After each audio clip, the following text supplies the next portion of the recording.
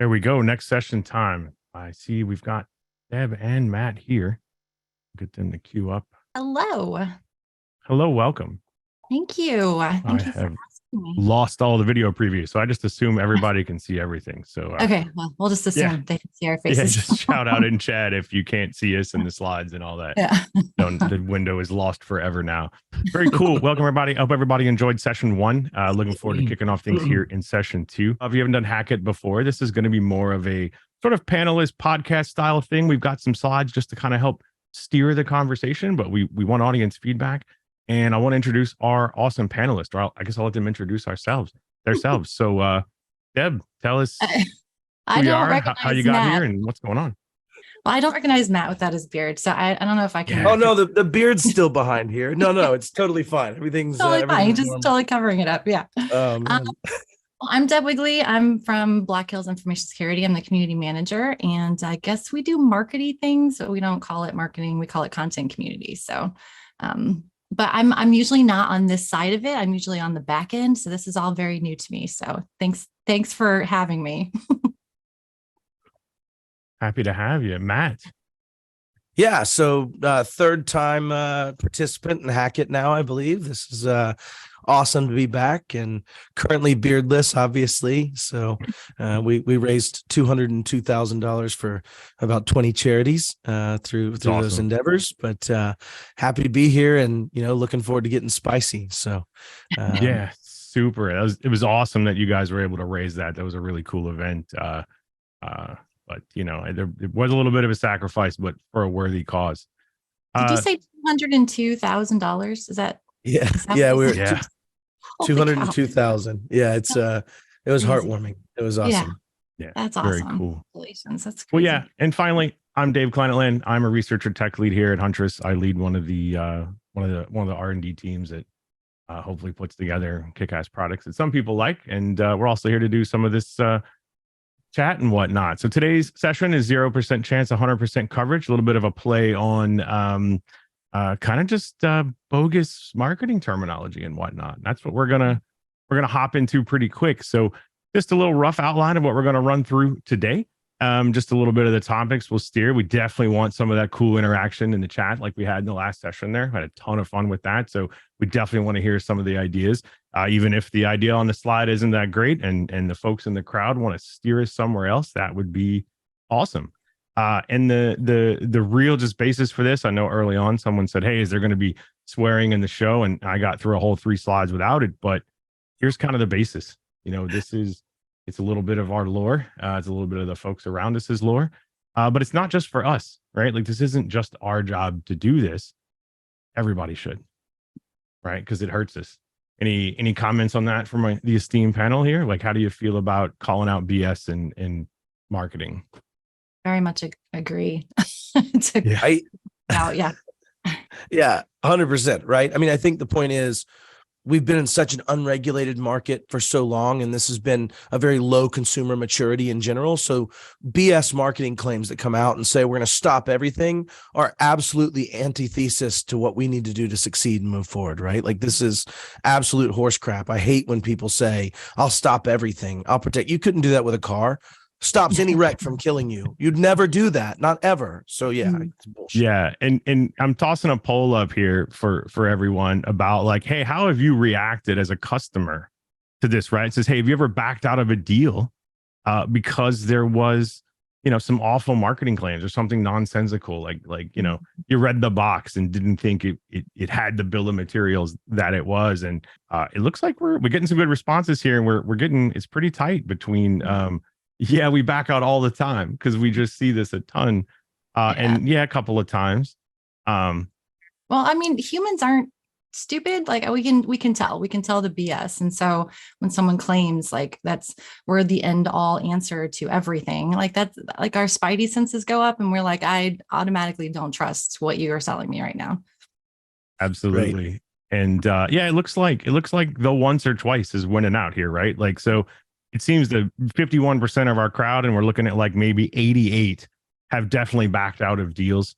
There's 4 of y'all that if you have a blank check with an unlimited budget, and that's awesome. A lot of fun. Definitely maybe be be a little more discriminate about where you're spending than just on anything. But wow, right? It's 88% of our crowd has backed out of a deal because of BS marketing. I mean, that's a large chunk going on here. And Matt, you kind of alluded to the first category we're dipping into today. And just a little bit of a heads up for like the audience and what the panelists have not even really seen what we've prepared, right? No, so this is brand new for us. Yeah. Not we're just at all. hitting it. We're just hitting it with them, and they're going to see what happens. We'll go where the conversation takes us, right? So the first category of what I'm going after here is that perfection in performance. That claim you made where you said nobody would ever say that these safety features in a car would prevent you, right? And we'll be a little nice. I'm not going to call out super folks, right? But here's some examples that have happened recently, right? Anybody remember these? I think a chunk of these were from RSA. A couple of it was a little LinkedIn drama here or there. Some of it. I think the far left one was Chris Roberts' post, if I recall, from the picture angle anyway on that one. But yeah, right. 100% prevention, right? Zero this. We definitely stop all of that. And crowd, definitely chat. Just start dropping stuff in the chat of like ones you've seen, the things that you don't buy into. But yeah, any more comments? I know Matt, you had some earlier on the marketing, like on the perfect prevention or whatever. So let's just talk about, and you guys can slap me or make fun of me in the chat. There is a byproduct that creates this, right? This is part of the gap in the understanding of cybersecurity. The general majority, like these signs on the left, that was geared at enterprise-based security teams, right? This is still pitching and selling to an enterprise team saying we'll never let a threat get through. That's the dumbest thing I've ever heard in my entire life. It's absolutely not possible. And if you look at the NIST cybersecurity framework, there's protect. It comes after identify, right? But protect, detect, respond, recover. There's 3/5, as I understand the math, in the other part of that after the boom. And yet here we talk about how we're going to stop any of that from ever happening. It's histrionic. And I'll go so far as to say, if you look back at the Philip Morris lawsuit, when you look at Fred Levin making a name for himself and creating a watershed case around tying that corporate choice to the risk it creates as a result, I think you'll start seeing major lawsuits around these false claims that'll exist, that'll start being those watershed moments that change this behavior. But I think it exists because if you don't do it and the neighbor's doing it, you must do it. And so it's a broken market condition. And as we all continue to grow and be more mature and stand up, and to your point, Dave, actually scream out ourselves, all of us, this can't continue happening. Yeah, sorry, triggered the crap out of me on this one, but this is like pull a string on me, but this one's a rough one. Yeah. It screams of pride, I feel like. And it's not, those aren't people that most people want to do business with. Or humility is so attractive, and so is generosity. And so you want to work with people who will admit that they make mistakes and that they're trying to get better and they're trying to, improve their system. So again, humans, I feel like we see that BS pretty easily, and we're like, it's not possibly 100% effective and 100% prevention. Like absolutely, we're going to call that out and be like, I don't believe you, and I'm not sure I can do business with you. So yeah. And Carter used to have pills, right? Like at some point you started having an FDA that defined a certain amount of drugs that actually had efficacy proven in double-blind studies, right? Like we went from this, no man, seriously, this snake oil right here, this is the best snake oil I've ever seen. And so you see that also being part of this kind of, we've seen this before, right? In other industries. And I think we're just dealing with it here. Yeah. You mentioned FDA, right? So it's litigation, regulation. We now have that statement on a ton of stuff that says this product isn't meant to treat or cure any disease. These statements have not been evaluated by the FDA. But the shelves are still full of them, just like our markets are still full of products that claim, they kind of make outlandish claims, and from the vendor perspective, right? We see that a lot when partners or prospects come to us like, hey, I was talking to so-and-so and they said, this is 100% effective, or this achieves this goal or whatever. And I think my favorite one out of all the ones on the screen up here is the one on the left, right? Because we have the little asterisk, right? Yeah, we're 100% but, right? So like, what's that about, right? Like, and it's I'm a Super Troopers nerd, right? So like, what about that little guy? Like, what are we worried about with that asterisk? Don't worry about that little guy. Yeah, don't worry about that little guy, right? We have so many of these claims where it's like, yeah, we totally do all of this. Oh, except in these scenarios, right? So it's a little bit of a Stretch, if you- Mark Jordan's comment, we block 100% of the Yeah. attacks we block, That's a right? good Like, one. yeah, Right. fair. Oh man, solid, Mhm. solid. So yeah, I mean, it's. I feel like if you have to include an asterisk, you probably need to revisit the way that you're telling that story. Yeah. So yeah, I don't think anyone here believes that there's 100% coverage or 100% prevention, 100% efficacy across the board. You know, you brought up frameworks, you brought up things that we move through. So I think we can venture out of into that and into probably what's the new, right? Everyone's chasing the new technology, right? The new whatever is next, whatever is gonna take us. And I think the biggest thing coming up now is our impending robot overlords. I've even seen some chat earlier in this session. In the first session, we saw some chat where someone was like, "Hey, you know, humans are really good at this, but we need AI to stretch this stuff together." Is anybody here worried about losing their job to AI? I hope so. You hope so? You just Near future, it'd be great. you're ready to check out and take a nap. You ready to retire? So my brother's an AI scientist. He's in Oregon at Oregon State, but he was doing a DARPA Rising Awards presentation, and he was talking about disembodied agents and their effect on the battlefield and training them when they're not in a robot. And it was funny because he's trying to explain to these funders and these scientists that, you know, AI is not where it needs to be. He said, we call it a magazine rack, but simply it's a rack that we've decided to put magazines in, and contextualizing that is really tough, and teaching is very. So I think people overstate where AI and machine learning is in general, and the understanding of it being this sentient being that's able to cross. But I do think it overall has value. But yeah, so many people just slapped AI on the label. I think there was a study done that showed that after, you know, early stages of some vendors saying AI, it was within like, you know, 2 quarters, everybody had AI. It's just amazing how fast that went, right? And how fast it grew. But no, I don't think we're anywhere near being taken over by robot overlords for all things, for sure. We're a long way from that. I think, again, back to the human element, we'll fight that.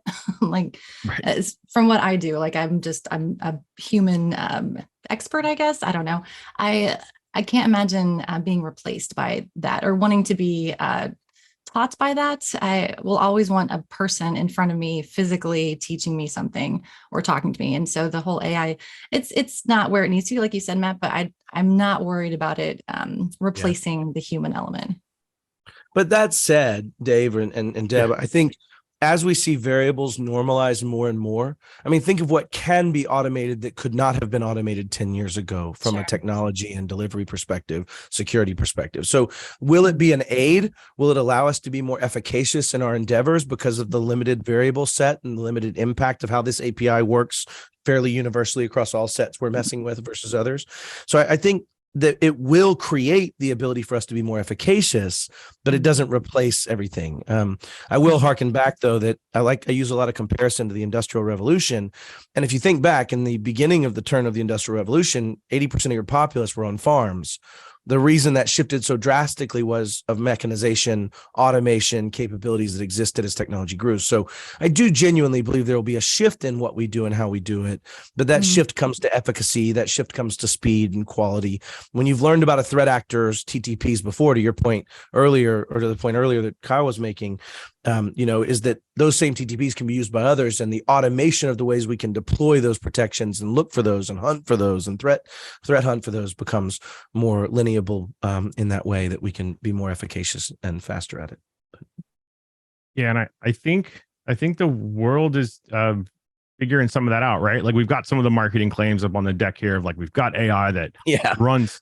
You know, the upper left one here says, hey, it works autonomously. It does everything in seconds and 24/7. Then right below it, it says, you call the shots. It runs fully autonomously, but in those guide rails that you set. So I guess we'll just call back to my asterisk that I had on a couple of slides ago, right? And hey, I'm all for automation and whatnot. You know, I started through a bunch of IT stuff in the MSP industry, and the things that we can do now, if I look at like what you can do with like an RMM or a PSA today, like tools for ticketing and tools for service automation and whatnot versus 10, 15, or even 20 years ago, I'm starting to date myself here. It's amazing how far we've come, but I argue with a black hockey puck on my desk every now and again to like turn a lamp on. I'm not the kind of a Tesla tries to kill me like twice a month, right? So it's, it's definitely not, we're not there yet. I don't think we're going to do it. And I think kind of the world has figuring that out, right? Like not long after all the marketing claims come of like, hey, AI is going to save us. We can just do all this AI and everything. Then, hey, oh, look, it's going to augment us. It's going to help us as humans do our jobs. And that I'm all for. I definitely think it's a solid approach to like leverage this technology to work alongside us and not try to replace us. Don't get me wrong. You talked about, Matt, you talked about like farming and mechanization, industrial revolution stuff. And then we can even kind of drive that a little bit closer to like, we use self-checkouts more than ever now because one person can automate 5 or 6 people checking out, or kiosks at fast food restaurants and things like that. So we're doing that kind of everywhere. Yep.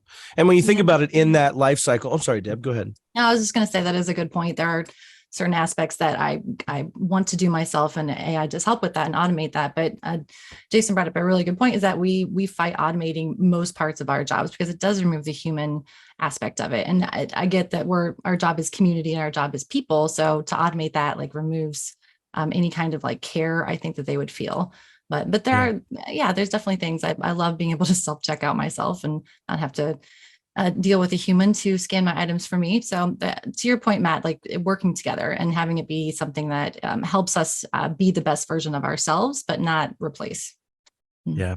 And I was just going to further accentuate, if you think about like what we talked about earlier of, protect 100% protection, right, being a fallacy, then detection, response, and recovery are quite important and actually make a bigger difference in what the outcome of that event is. So if you think about that, automating something saying, once I detect an anomalous account access or an impossible log on or some type of thing that I know to be a high degree of positive result of compromise or insider threat, I want to automate the component that disables those accounts. I want to automate the component that allows. So I think automation and some of that capability that exists around robotic process automation can still be efficacious in reducing the time to react while giving me the data and letting me make ultimately human decisions after that, right? And so I think it's about, to Dave and your point, of making me the better version of myself because of those infallible responses that I do want being able to be codified in some automation methodology. Yeah, I like that a lot. And I was just reading through some of the chat, right? So Stephen Chase said, hey, guardrails configuration, that creates a whole nother level of vulnerability due to misconfiguration. How often do we see a threat actor be successful because of a simple misconfiguration, right? Of a simple system. Configuring an AI system is going to have more buttons and switches than probably a space shuttle.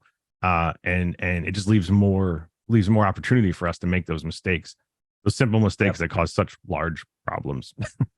Yeah. And arguing that same point, if you think about what a threat actor or a hacker does, is they manipulate levers. A lever does this happens. If you have a really deep and very integrated chain of things that are going to happen when this happens, sometimes you can find really attackable places within those guardrails, right? That would be well within, every time I do this, it's going to do that. This is great. I know how to execute this arbitrary code now because it's the John Hammond effect, I think, if you look at life. But I agree. I think there's a lot of attack surface that exists when you start automating in that way too, that can be used against you.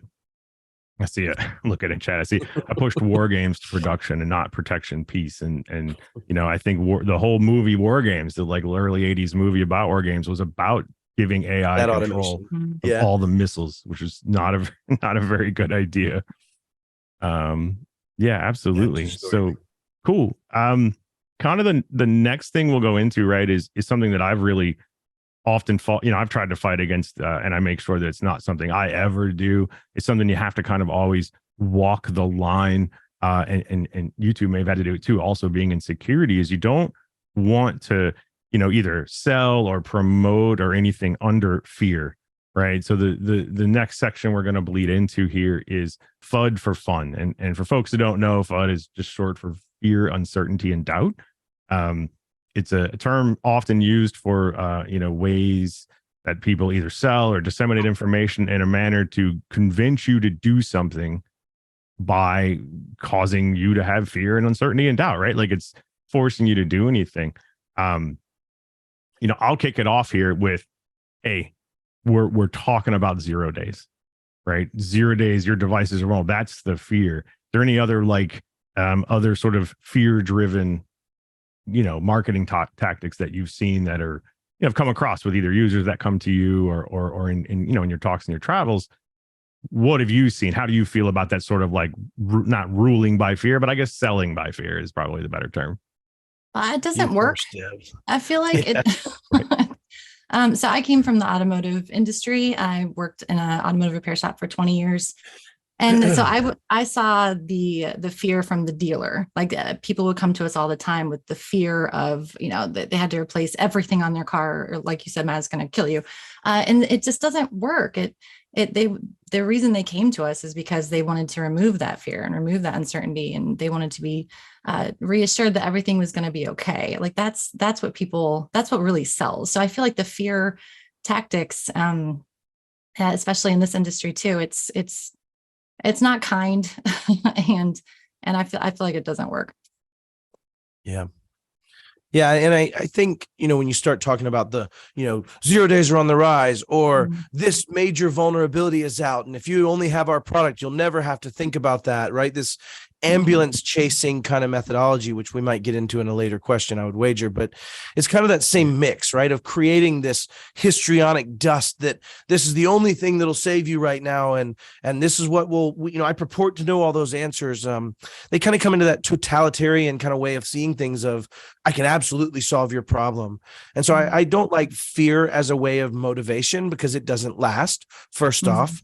Right. As a first component, it's only motivating for a moment, but it also is usually used and employed by those that are offering a histrionic answer to the histrionics they're creating. Right. This kind of, I used to call it gorilla dust, right? Oh my God, this is the biggest thing. Now, if it's proxy logon and you should patch, maybe it's not so much fear in that case, right? It's reality.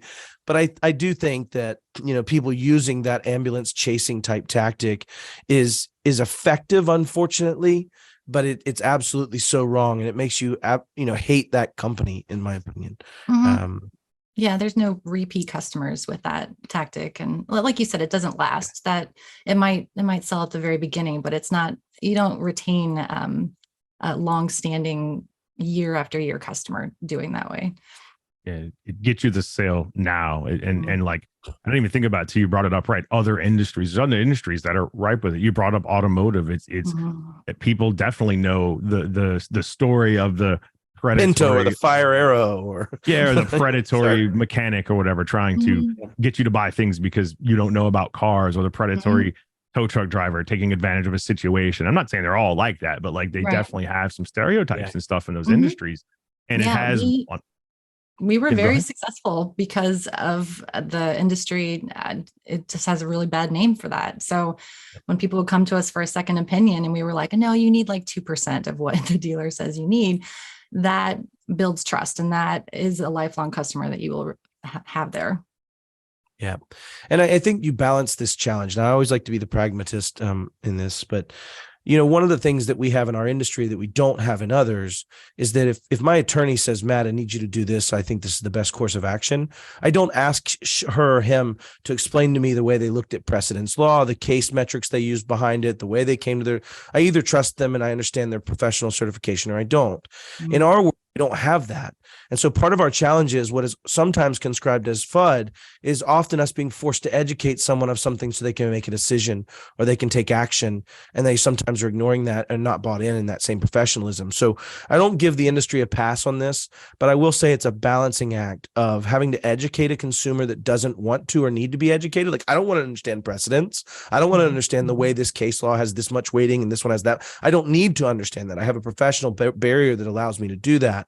When you do this in our world, we don't have that, so we're having to overcome it a bit. But I would say that that's changing, and the more and more we gain this partnership with our companies, we don't have this much of this FUD kind of, shifting up dust, I suppose. Yeah, we actually had a pretty relevant kind of, I think you may have already sort of half answered it, right? A Q&A came in from Tony. It said, how do you differentiate between selling through fear and selling by educating by the, the true nature of cybersecurity? We talked about that a little bit, right? Hey, if it's proxy logon or whatever, and you should totally patch, I'm not trying to scare you. I'm just trying to like put in that sense of urgency that like, no, this one is really bad. Like I understand that some people say everything is bad, but like this one, it affects you. Any more thoughts on that before? I'll go too, but even in this sentence, right? 0 days are on the rise. Patching's always been important. We keep patching would be way different than 0 days on the rise. Your house is about to burn down. Oh my God, your cat's in there. And like, it's that difference of, do I need the fluff and the histrionics, or am I simply making an educative statement and asking for action? And I think that maybe is a little bit of that difference of what, Deb, to your team's point, you guys crush that in just educating and the rest of the things will happen, right? And just educating and the rest of the things will happen. And so I think it is education. And the fine line is, do you add in that extra CTA that's hookish, that drives this, you're going to die if you don't world. And that's the histrionic part of this, to the question about, educating or being kind of ambulance chasing or FUD. Well, and from our perspective, right, the thing that I'm going to talk a little bit later in this presentation about like developing trust, like trust with vendors. But one of the things that you can do is, hey, make sure that the information you're disseminating to your community is relevant to your group, right? Like if you serve a certain market or you serve a certain group of folks, you don't want to just regurgitate every loud thing that happens, because then it just becomes noise. The same way that, we might deal with Pager alerts, fatigue. or we might deal with we might deal with alerts from our EDR or messages about anything, right? Like we just want to make sure that's relevant information before we send those things out.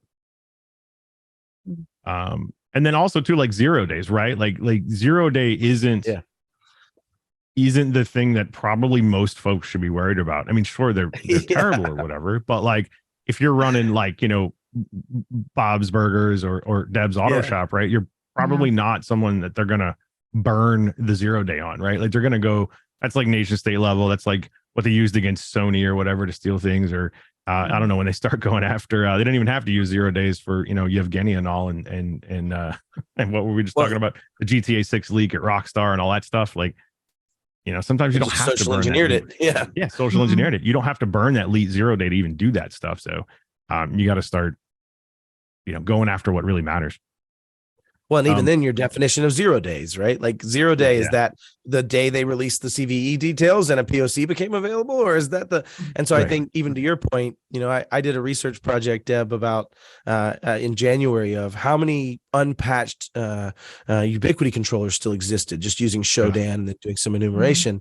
And it was over 70% were still unpatched. So 0 day, hell, let's just patch. Maybe sometime in the next 3 months would be great, right? Like, if you look at some of those statistics. So it's well, in the just patch too, there's some fear in it. Like I was a longtime Exchange administrator. Please don't hold that against me. But with all the stuff that Exchange, anybody who's managed Exchange for any period of time has a horror story of when they patched. So from roll up, don't do it. Yeah, a lot of folks just don't do it. So that so we got right in the chat, all caps from Nicholas, don't patch Exchange. Totally. And in 0 days or December 32nd. I love it. There's been some chat about like, marketing knows that fear sells, marketing knows that whatever. And my next slide here is another, I think from it might have been RSA, might have been Black Hat, I don't remember, but another thing of, I don't want to like call out marketing as like evil, but it's like maybe this just was like a conversation that needed to be had internally. This says Cobalt strikes are up 161%. And if folks aren't familiar, Cobalt Strike is a command and control framework utility, or technically a red team sort of exercise utility, but like they verbed it here, like I googled it or something like that, but Cobalt strikes are up, and I think that banner actually came down before the show was over because it was a little. Imagine, because you're like, you mean threat actors with TTPs that have using portions of Cobalt Strike, right? Not Cobalt strikes. There's not some attack vector called a Cobalt, right? And I don't know that that's so much of fear or malice intent. I think it was just like marketing didn't talk to the tech folks to make sure that was like something worth, like something that was smart to say, right? Anna Quinn says Kobold strikes is what they meant. They just misspelled it. Cobalt. There we go. Absolutely. It was a Black Hat. That's what Jamie said. I clicked the Cobalt strike button. You're in for it now, boys. Yeah. I mean, it's just a matter of like making sure those internal departments have communication talk. I know that we talk with our marketing folks all the time to, make sure that we're saying the right things. That is so tough to get that alignment, right? Because marketing wants the flashiest thing they can say, or and often has no alignment with the internal team. I can't tell you how many times you see that even as an MSP, I think we were guilty of it, right? Where marketing would put out something and I'd read it as the engineers and the security engineer and go, whoa, no, that is not right. This isn't even close to correct. How many of these did you print? 4,000? Not great, right? Like, well, the thing that usually gets me on some of these too is, especially in larger organizations, it's it wasn't like one person decided to hang this banner, right? It was probably a committee, probably a half dozen meetings. You think what, 15, 20 people involved, and it made it through all that. Yeah, it's a really expensive banner too, to really miss the mark. So I feel very blessed that I'm in a company that we don't have a marketing department. There's no separate team. Like, we are just content and community, and we do have such a good relationship with our testers that if we have any question on terminology, or like, we're constantly like, is this correct? Do we sound like idiots? Do we know what we're talking about? So I could not imagine being in a huge marketing team, making those calls and then getting it wrong. So yeah, poor guys. And someone had mentioned this already. I don't remember who it was. I think it was Matt. We just genericized this. That person doesn't really exist. There's a website for that. But yeah, like we see this happen in the community more than I would like, right? Like, this is usually on the right after an incident happens, right? This is usually just right on that peak of like, well, if you'd have been using our stuff. It's re-victimizing the victim. Yeah. I don't know how else to say it. It's disgusting. This one eviscerate my lunch, or visceral, however you want to say it. But the challenge is, go ahead, you go, Deb. No, I'm already triggered. You go. Yeah, I'm triggered too. I'm like, my shoulders are going up. I'm like, that's so gross. Sorry. Imaginary man. Yeah. What are they expecting to happen? Like, the person's going to read that and be like, oh, okay, well, I definitely want to do business with you then, because you seem to care. No, exact opposite. Yeah, you seem real friendly, right? Yeah. Thankfully on this one, when I have seen it happen, we obviously at Huntress I mostly hang out in the MSP kind of circles or whatever, because that's where I came from, and that's a lot of what I do here. And in those communities where stuff like this happens, they usually get grilled pretty hard. It doesn't take long. So that, hopefully that one kind of, it'll never go away, but it sort of self-polices. And we'll go into the next kind of round of fear of the one that I hear a little bit is, the adversary always wins. So, you should put your best foot forward and use our stuff, spend the best money on us, and we'll make sure that they don't always win. And to me, that sounds a little bit like this. I don't know how many Star Trek nerds we have in the crowd, but like, it kind of makes it sound hopeless. And I don't really know, kind of like the last slide, I don't really know I don't know how you sell with that. Does anybody, any comments on, like, have you seen people do that? Have you seen people sell through fear of just like, it's a terrible world out there, you should totally buy our stuff? Yeah. No, I can't say I've seen much of that, but I'm still triggered on the one before it, if I'm honest, Dave. And maybe you strategically moved past that one. But we were just we want to calm the trigger down. It's good call. That's good call. So we've now gotten a few moments outside of it, but I think the point on the ambulance chasing and also on this defeatism that's kind of out there is that's not a very healthy way to even drive people to change in this understanding. Yeah, it's back to that snake oil salesman, Henry, to the point. I feel like doing that, I would have stopped this, is probably one of the most ignorant statements a company can make, because I think but for the grace of God go I, right? I mean, Deb, you kind of had this earlier, humility, transparency, those kind of traits that are attractive. This is falling completely in the face of humility, in the sense that even though nobody even really knows what happened, or the dust hasn't even settled, or we're still in some degrees of conjecture, some of these ambulance chasers say these things in ways they couldn't even defend. They couldn't even take the threat and confirm that they actually would have stopped it, nor would they have even spoken to the point that that's just the next road bump for a threat actor. We watch the Johns and the Kyles and the players on your team go by security controls all the time. That next tool, that next best EDR, that next bypass on AMSI, or that next, right? And so I think for me, when I read those ambulance chasing things, they hurt the victim, they play track out of their pain, they create stress that adds to that. And I'm triggered by it because I've lived in those trenches.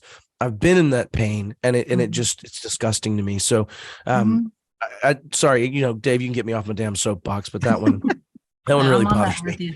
No, man, that's my job here today is to get everybody talking and just see where it carries us. Yeah. Yeah, Harry Ballou said it well down there for sure. Yeah. And shout out to Richard in chat for catching my my 42 in binary for the board unit there. Nice. For the Hitchhiker's Guide fans. So yeah, the next topic I want to squeeze into is the information overload, and we've actually I believe we've kind of hinted at this too. I think you guys like snuck in and saw some of my slides. You know, a while back there was kind of a big marketing push for this, and it was kind of right after MITRE Ingenuity, which is, you know, good stuff. It's stuff that we need or whatever. But right after they kind of ran their first set of tests, this happened. And all of it happened within like a week. Minutes. Yeah. I mean, everybody coordinated mass press release, and just what's everybody's thoughts on claiming 100% MITRE attack coverage? Where's the social engineering? Where's the social engineering and MFA hammering in the MITRE attack framework? Is that in there right now? Oh wait, it changes. Anyway, sorry, tactics change, right? Oh man. That's why you need the human aspect. So, you know, it's, right. Yeah.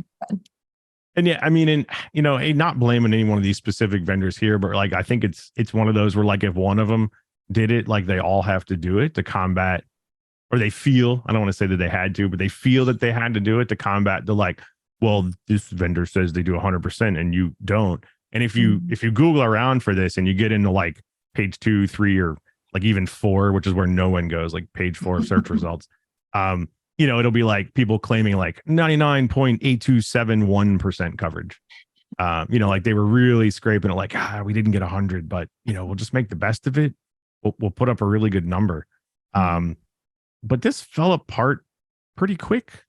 You know, we want to talk about, so all this happened like on the same week, except if you notice, I have 2 of them circled in blue that are a little bit older, right? So claiming the 100% attack coverage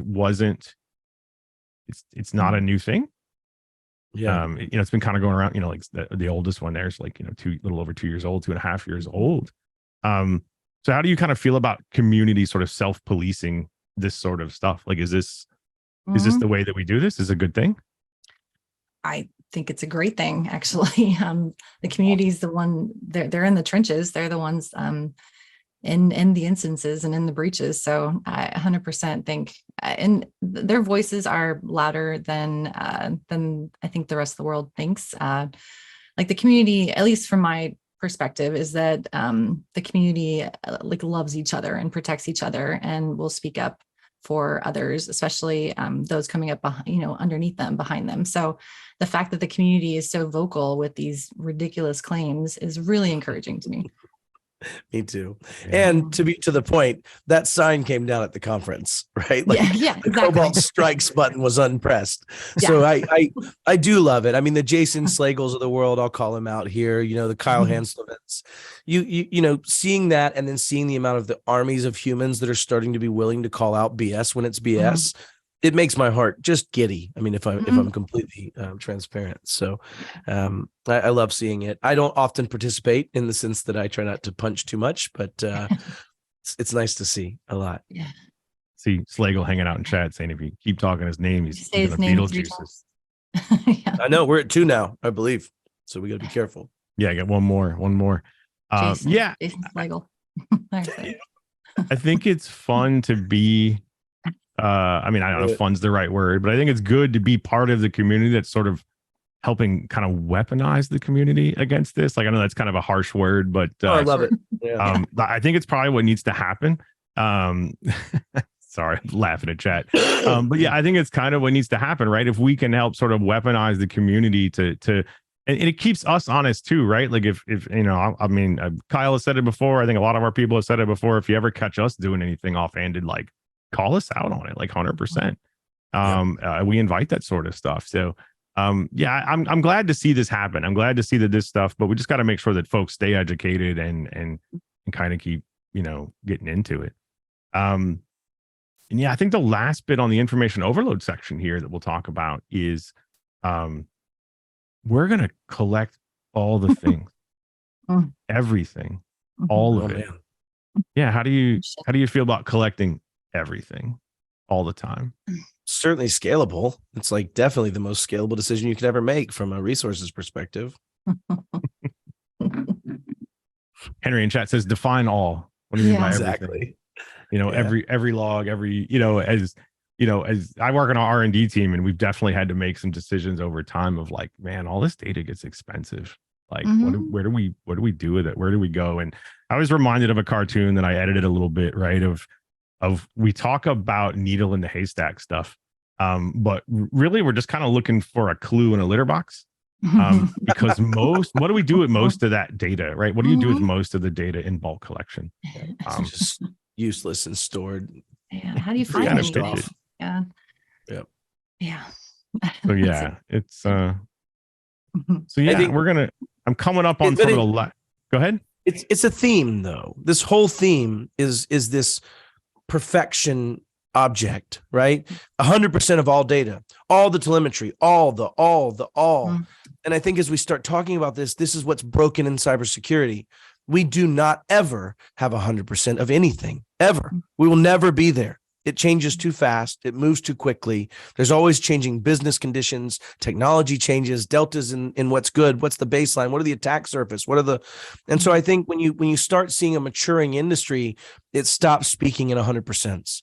You stop seeing 100%. We're in a very immature industry in general, not just the MSPs, not just SMBs. Everyone in the understanding of information security is in a bit of a renaissance period of this. And I think we'll stop seeing these, 100% conversations, which has been the whole theme, right? Even the ambulance chasing as a component of, we just stopped it 100%. Right. And so, yeah, I think that's just shows our own immaturity as a market. Lee in chat says that you're wrong, that they have 100% trust in you, Matt. So that's wrong too. I fail. I promise you. It's something I talk about a lot when we do some of our pre-days and stuff like that too. And there's just so much fail in hacking. There's so much fail in all of it first. And a lot of people don't show that. And I'm kind of have to. Yeah, we do have 100% of the human vulnerabilities. That's what Mike in chat. That's a pretty solid, right? Like we True are story. Fair. Yeah, we are the infallible link.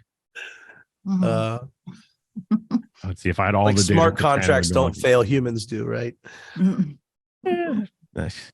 Not too bad. So yeah, we'll wrap up the information overload portion, right? We're going to head over into sort of that us versus them mentality. And this is the next slide's probably the one that where I think you guys are maybe creeping over my shoulder and looking at all the things we were working on, because a lot of this stuff has already been said.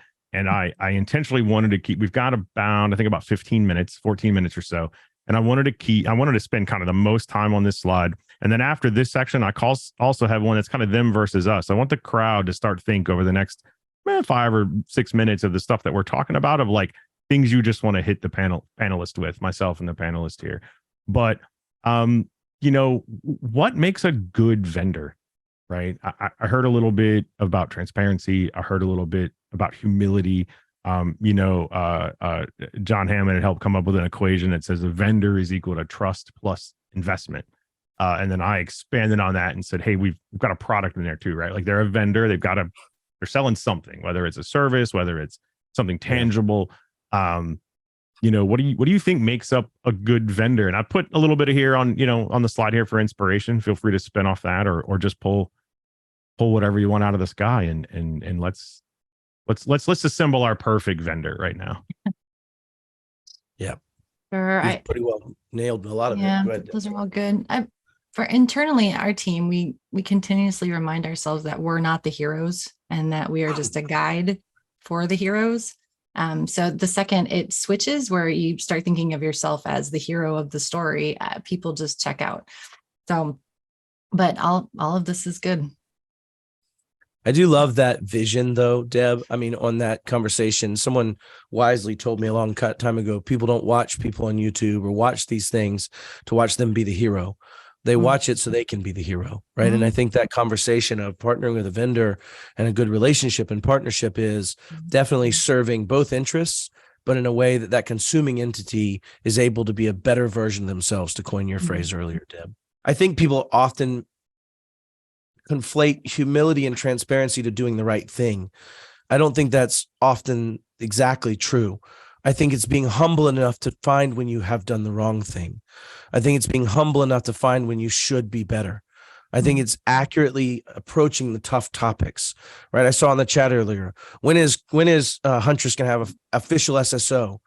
Leaning into that and having conversations around that from an empathetic methodology, instead of trying to fight it and say, that's not this, don't look at this, you're not understanding this correctly, we've had enough SSO for what we need. If the question's there, the humility has to be able to empathize with why the question's being asked. And so I think a lot of times people, conflate humility with being great companies that always do the right thing. That's not true. It's how quickly you come back to center, how quickly you're humble about your failures, how transparent are you on those gaps, and how much can you share that actually says, yes, I do care. I was on 24 different vendor advisory panels when I was at a former life, and I judged them on how much did I think I could actually get done. Could I actually move the needle and have them empathize with what I'm seeing and what I need, or have them change that view? And I think humility and transparency are the biggest portions of that being efficacious. Because then I knew. But yeah, self-awareness is also a big call out too from Gustavo. It's a great point. Yeah, and there's a lot of good stuff in here, right? Like I see stuff about sound leadership, because that helps build on all these talents, right? Like if your leadership doesn't buy into some of these things, especially the intangible stuff that's not necessarily part of the bottom line, like, it's hard to get that buy-in. John Hammond put a PSA in here, right? Hey, this is not for anybody like ego stroking particular vendors and stuff like that. Like we're just having a discussion about, what the needs. Everybody has something they can improve on. I'm sure we do too. Although I will say that we have a bunch of comments in here about the best swag, and I'm definitely I'll pat ourselves on the back for that one. So and a pretty damn good meme game too, like 99.9. Solid meme not game. 100, Solid but meme. 99.99. Solid meme game is very important for a vendor. I'll probably add that to the slide for tomorrow's show. But absolutely. That hoodie looks kind of familiar, Matt. I don't know. Well, I got it from some friends of mine. I even repped their logo on the wrist. Yeah. Oh, Black Hills? Is that where you got it from? Yeah, that's where I got it. Yeah, it's pretty dope swag. Actually. Matches mine back here. So, yeah. It's covering up my ensemble of my Hunter Hecker t-shirt. We got a ton of solid. Slagle's right. Like swag can't undo shitty behavior, 100%. and I think that's a great call out. So.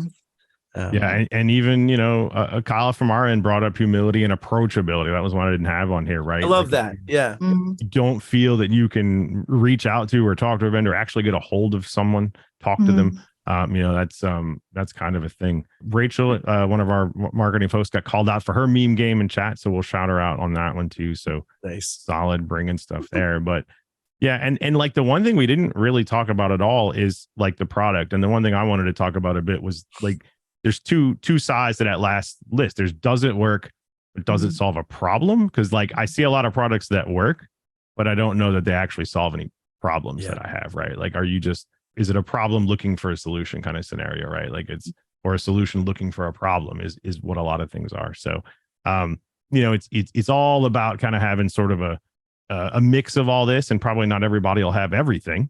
But I think if you can check off a bunch of stuff on this list, and this is probably my favorite one so far. We had a lot of folks come in from chat with some solid stuff. And I think that you touched on this too, an investment. There's a lot of companies, but it doesn't improve in their product and R&D investment categories. But there's a lot of companies that build to a point of ROI return, right? And build to that stage of solving that need, even in a titrating market, and don't continue to change and iterate. Right. Look at these companies that built an on-prem application and things were moving maybe to cloud or SaaS, and their competitors did, but they're still milking out the rest of that and go a different way towards SaaS. And so I would add into this of like, do they stay current? Right. And I think you've touched on it with R&D and does it improve, but do they change over time to meet the need continually? Right. Look at, not to stroke Huntress in that conversation, but today you're managing Defender directly. At some point, there might be other ways you might need to do that would be materialistically a delineation in today. And do they change to that? Do they speak towards that? Do they work towards staying with the times? And it's hard to measure, but that's another critical piece of watching someone's market development as a vendor. Awesome. I think that's a solid close to this topic here. Good to hear that. And so we do have a little bit of time left. We've got 5, 6, 7 minutes of the audience versus us, right? Like what right? I mean, what do you want to, I mean, just a little play on it, right? Don't, love it. I mean, whatever, bring the heckle, bring it on, right? Like, what do you need? What are you missing from this, right? Are there marketing tactics that are, awful that you combat every day? Are there vendor transparency issues and stuff that you want to talk about? We do have a couple of Q&A that I'll break into here that I was saving for this. One of them says, educating executives can be challenging. Any tips? Yep. You have to translate to business language. I think you have to be anecdotal. One of the things Alyssa Miller said at this awesome conference I went to, it was like dope. It was ridiculous. It was Black Hills something in South. Anyways, but was that, we speak so much about risk being the language of business, and that's just wrong. The language of business is money. The language of business is profit, period. And I think when you start talking about speaking to executives about security, we often focus on protecting against the risk or the bad thing. They're in business. They've already accepted the risk. They already hold it. They're there now. You're trying to convince them off the risk ledge. And so I think you have to speak from a way of actually educating them, actually driving them towards business reasons for doing what they're doing. The CISO of Starbucks was doing a tabletop exercise, and he was saying he went to passwordless and he couldn't get the board to accept the massive investment in going into FIDO tokens and passwordless on the security measures at all. However, by saying that barista can sign in 15 seconds faster, and that means we can serve coffee faster at 15,000 locations for all of our baristas, it'll make a difference in the bottom line of X. While that's a little summative, it's a much easier way to approach it, in my opinion, from the business objective and how this supports it than from the other side of that perspective. But that's just my 2 cents on it. The other piece I'd add is be anecdotal. Bring it into things they can understand. Bring it into things that don't take a massive training level to be able to get them to understand. Kind of that point of the car and the wreck being akin to software development and how it's being portrayed, right? So, yeah. Yeah, it definitely is another language. You're absolutely correct. And Jason obviously wrote something about backdoors and breaches. We're big fans of that kind of training. Just playing a simple game with them and you gamify it and make it fun. They will learn a lot, and it is like a language that they don't know. And so to be like patient with them, I think is another thing. Like they really just speak, it's a completely different words that you're using. So playing backdoors and breaches, obviously, or doing some kind of learning tabletop exercise with them, will help them understand. And once they get it, once they understand some of that simple language, it'll make their decisions a lot easier for them. And then you'll feel like you're on a team with them, and it's not you against them. Yep, 100%. It's super solid. I don't know that I can answer any. I don't know that I can add much to that, but something that was really helpful for me, it comes down to Matt's thing, speak their language, tell them about the money, tell them about the business. When I came over to Huntress, I came from the MSP space. We were selling into MSPs, and I understood a lot of the struggles. I understood a lot of the business challenges and whatnot there, and what made money and what didn't, and being able to, you're talking about saving that barista 15 seconds times however many times a day. That's real money. And if you can draw those lines for people, especially folks who are pretty heavy in verticals, if you learn more about those verticals and stuff, you can really help speak that language and educate executives, a lot easier.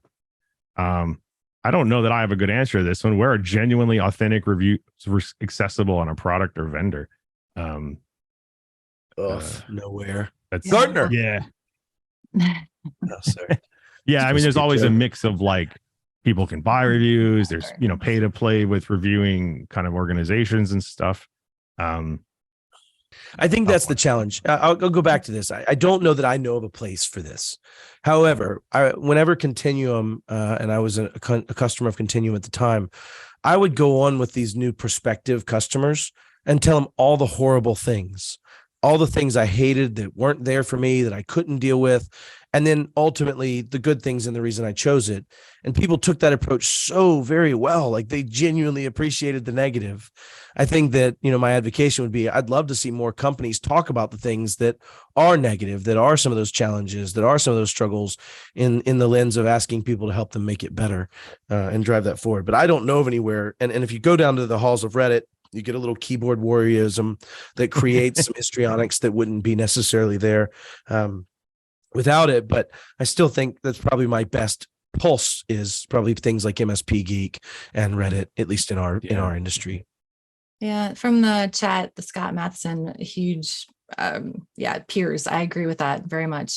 Just asking people who use the product, that's you can't buy that. You can't you can't fake that. So it's always going to be like he found Nice, Rob. Huntress through an IT business owner group on social media. So yeah, definitely people that already use you. They're our customers are our marketing team. Yeah. Oh, Daniel, let's call out. Yeah. I would say, treat it the same way you treat like an Amazon review or something like that. Like, some of them are going to be bogus. Do your research outside of that. The peer groups your own peers is awesome. I learned more from my peers in the industry than probably anywhere else, especially when I was at the MSP space. Join those communities, listen to those folks who are actually using and are hands-on with those products and stuff like that. And I don't think you'll have, obviously you just have to make the best educated decision you have. We heard earlier, don't let perfect be the enemy of good enough.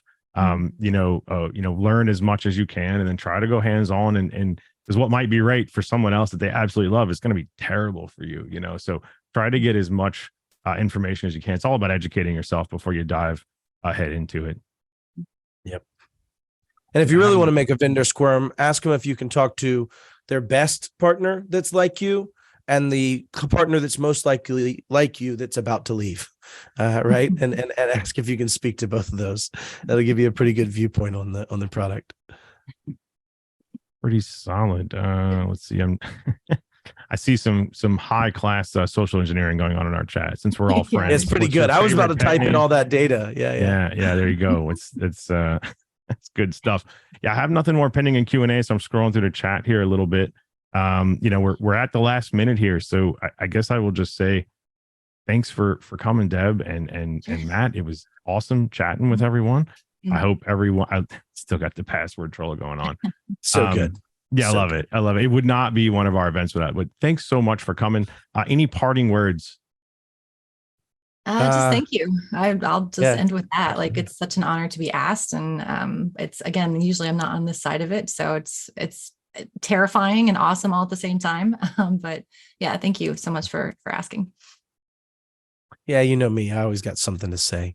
I would say thank you and echo that same sentiment. But I would also say it does warm my heart coming to this specific event because it is a lot of the self-selected people that are genuinely trying to solve this problem together.